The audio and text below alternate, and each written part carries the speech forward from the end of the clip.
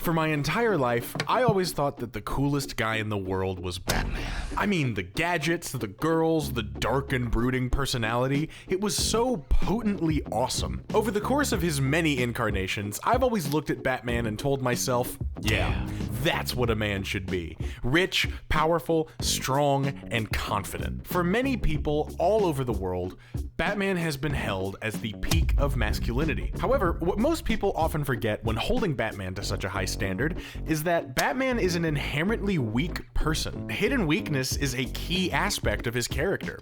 One of the main reasons why Batman is that he's running from his grief. He couldn't handle the death of his parents at such a young age, so he became a man defined by masks. The mask of Bruce Wayne that hides the Batman, and the mask of the Batman that hides the scared little boy who almost died in the alley along with his parents all those years ago. He runs from his emotions by creating personas. He's obsessive, often counting his mission as more important than the well-being of others. He's selfish. Yes, he fights for good, but if anyone or anything gets in the way of his tightly wound vendetta, he becomes angry and isolated. This isn't just me spitballing either. This is something that I see in Bale, Affleck, Keaton, and especially Pattinson. Being rich, powerful, strong, and confident are all attributes of modern masculinity, which is why so many men want to be like Batman, including myself. But being like Batman also leads to self-obsession, emotional suppression, and isolation. We all want to protect and provide for our families, but we tend to perceive that the best way to do this is to push your emotions down, dig your heels into the dirt, and focus on what needs to be done. Emotions are for weaker people. This looks good to everyone around you, but it's little more than a mask. You're hiding from your insecurities through strength. It's self-destructive. In the case of Batman, these flaws make for an incredibly compelling character, but in the case of men everywhere, they don't make for an ideal to strive towards. And what made me realize that this tragically common form of masculinity is as self-destructive as it is, was watching James Gunn's 2025 film, Superman. For the first time in a long time, I saw a superhero who was wholly good, and it made me see that Superman is the peak of masculinity. Hello everybody, and welcome to Trine Maiden. My name is Trine, and if you like what you see, you should like and subscribe. You will give the people of Earth an ideal to strive towards. To showcase exactly why David Cornsweet's Superman is so different, I think it's only fair to compare him to our previous incarnation of the Man of Steel, Henry Cavill. Cavill had a short run, only appearing in 3 movies as a major role. 4, if you count the alternate Joss Whedon cut. I really feel bad for him as an actor, because he really got Andrew Garfielded out of nailing his role. But this video isn't about how Henry Cavill is the perfect Superman that almost was. We have to talk about what his Superman is. Cavill's Superman was essentially an attempt to Batmanify Superman. The whole reason why Man of Steel has the dark, gritty, grounded tone that it does is because of the success of the Dark Knight trilogy. Heck, Christopher Nolan himself is a producer on Man of Steel. So, in order to capitalize on the success of those movies, Warner Brothers decided to commit a character assassination of Superman. Now, that might be a little bit of an exaggeration. Cavill isn't all bad, and me comparing him to Cornsweet isn't saying that he's perfect either. I am mostly just saying that Cavill leaves a lot to be desired. There are certain aspects he nails. His strength, the spectacle, the look. I mean, this is the most attractive man on the planet. All of the outward visual aspects of Superman are absolutely demolished by Cavill. But when we go deeper, we see that emotionally, there isn't really anything there. This Superman hardly smiles. When he does, it's usually during moments of personal achievement, putting on a mask, or it's absolutely horrifying. Why? Most people would describe this Superman as stoic, but I think there is such a thing as too stoic. Stoicism comes from mastering your emotions. It takes meditation and thought. Cavill kinda just pushes them down and never really deals with them. I mean, he loses the future of his entire planet and his dad, and all he can really do is like, I need to kill Zod now. Cavill's Superman is a man of suppressed emotion, not mastered emotion. Look at the bar fight scene from the beginning of the movie. Clark wants to do right by people, protecting them when they get harmed or wronged. Great, good. He also doesn't lose his temper whenever they retaliate. Good, awesome, great representation of oh my god. Superman would not do this. This is petty. This is taking out your emotions in an unhealthy, selfish way.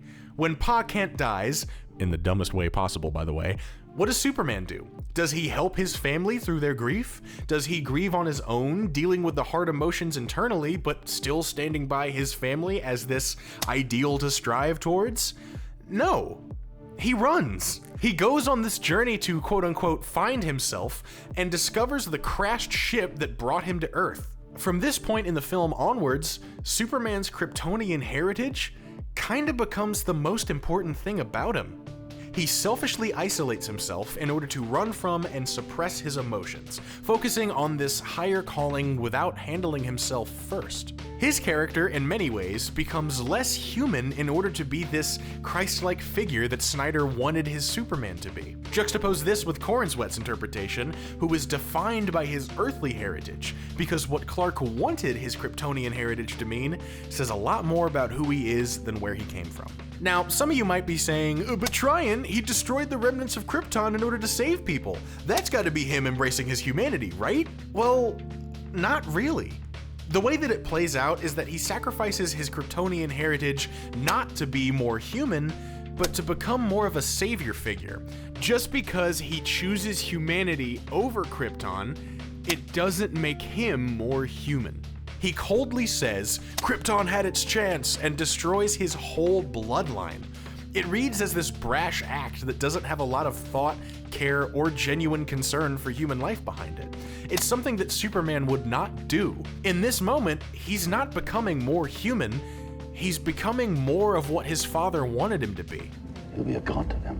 Cavill's struggles, his pain, his issues, they aren't something to deal with. They're something to run from until he finds something to distract or redirect himself. And while there are elements of Superman's character, like his innate desire to save humanity no matter the cost, it is severely undermined by the fact that he literally helps level a city and snaps a dude's neck in a way that is so not absolutely necessary. He's sloppy and reckless. Recklessness is an aspect of Superman that Gunn also deals with, but it's more of a calculated recklessness, one that doesn't really care about bureaucracy and is more defined by his desire to do good. Cavill, conversely, possesses wanton recklessness. It almost seems like he doesn't care about who he hurts. And I know he just started being Superman, but this borderline uncaring aspect of his character carries on into the rest of his appearances. In Batman v Superman, he straight up doesn't want to save people. Like, look at his reaction when an entire courtroom of people explode. Somber. It is almost a curse for Superman to be held as this messiah figure. He doesn't care about the destruction he causes, the lives he could potentially endanger. All he does is ram the bad people through several brick walls and leave the love of his life unscathed. That's selfish. And when the courtroom of people explodes, what does he do? Does he work on clearing his name, showing people that he's not who everyone says he is? No. He runs away, and the only thing that brings him back is his love for Lois Lane. He does not want to save everybody. He does not want to be Superman. Cavill's Superman represents the typical view of masculinity that I talked about earlier in this video. He's self-obsessed, isolated, and suppresses his emotions. He focuses on saving only certain people while leaving anyone caught in the crossfire for dead, essentially. When people confront him about it, make him deal with the hard stuff, he runs away and tries to be alone, suppressing his feelings by distracting himself with the whole "I don't want to, but I have to" mentality. Henry Cavill's Superman is modern masculinity. Darn it, I can be such a jerk sometimes. Now let's take a deeper look at David Cornsweat's Superman. James Gunn was tasked with reinventing Superman as the Iron Man of a new DC cinematic universe. Gunn clearly wanted to create a Superman that is true to who he should be, a representative of truth, justice, and the American way. An ideal for the world to strive towards. I am using that a lot. Opposed to Henry Cavill's self-obsessed, emotionally distant, and isolated character, Cornsweat is self-sacrificial, emotionally vulnerable, and collaborative. Self-sacrifice is an easy one. This is showcased in his innate desire to save people and help humanity, not as a god, but as a servant. Superman is willing to put himself in harm's way to protect everyone and everything, ranging from the largest creatures to the smallest squirrels. He thinks that everyone and everything is beautiful, more beautiful than himself. One moment that I think really speaks to this is his conversation with Lex Luthor at the end of the film. He has seen Lex create an entire military conflict, despise Superman and everything he stands for, kidnap and imprison countless innocents, and literally murder a man without any remorse in front of him. But at the end of this conversation, Superman still wants the best for Lex. And someday, I hope, for the sake of the world, you understand that it's yours too. In the context of the scene, he still views Lex as valuable. He's still human. His love for humanity is so impressive. When the world hates him, he still loves the world. They can push his face into concrete, even when he comes in of his own accord, and still do everything it takes to save the world. Why? Because he's good. He's self-sacrificial. Nobody is more beautiful than the people around him. His identity is not placed in himself. There's no higher calling or heritage to focus on. There's no destiny of godhood or being this savior. Superman simply loves people. His identity, his self, revolves around others. Look at the soon-to-be but basically is iconic interview scene. Whenever Lois confronts Superman about his admittedly questionable actions in Jarhanpur, he doesn't really get angry. Whenever he does, it's over little things like getting made fun of for trying to work something into the interview, or when he's reminded of #supershit. Super shit? Come on, Lois, you know that one specifically irritates me. Every other moment in this interview, when Superman is emotional and yelling, it comes from a place of passion, some kind of righteous anger. Even though this is framed as an argument, Superman doesn't really attack Lois at all. His anger is not aimed at Lois. It's aimed at this system that has been set up that prevents his passion for humanity to be fully realized. He believes so strongly in the value of humanity that bureaucracy has significantly less value. This moment showcases Superman's biggest character flaw. He loves people too much. Superman is so passionate about saving people that it's difficult for him to make hard decisions. Superman sees the world as black and white, good and bad, but he sometimes ignores the gray in between. Who cares about rules? Who cares about the government? Who cares about border disputes? People were going to die! My favorite part about this scene is how outwardly Superman wears his passion. He wears his love for people on his sleeve. I have never seen a superhero who feels this deeply. Superman's feelings and emotions drive his passion for saving people. It's not his calling that causes him to feel, it's his deep well of emotions that drive his calling. Superman is emotionally vulnerable, therefore he sacrifices himself. Finally, the lack of isolation is something that I want to focus on.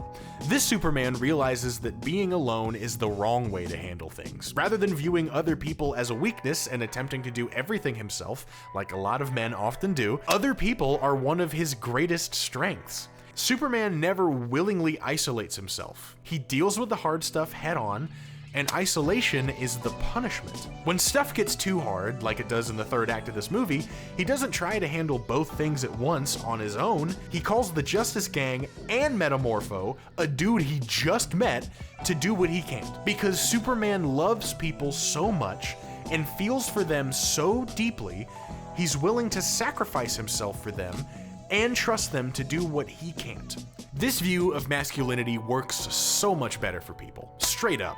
Cavill is unfeeling and distant, leading him to hate being Superman. Emotionally, he's empty, which leads his so-called good deeds to feel empty too. Corrinswet realizes that, as corny as it might sound, you can't fill others without being full yourself.